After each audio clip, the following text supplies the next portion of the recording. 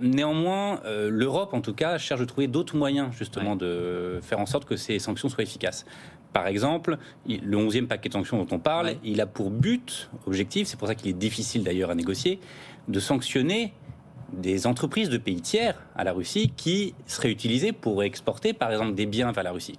On se rend compte aujourd'hui qu'il y a des flux anormaux entre l'Europe et certains pays. On pense à la Turquie, on pense à la Chine, évidemment. Et donc, on va sanctionner aujourd'hui, on essaye en tout cas d'arriver à sanctionner des entreprises de ces États-là.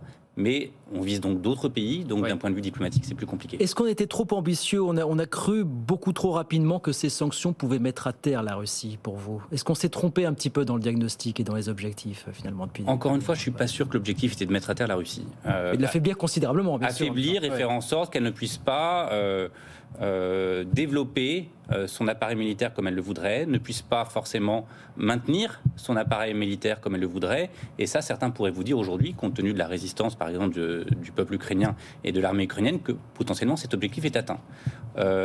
Mais néanmoins, aujourd'hui, on est dans un monde globalisé et donc la Russie ne compte pas que sur l'Occident pour pouvoir alimenter sa trésorerie.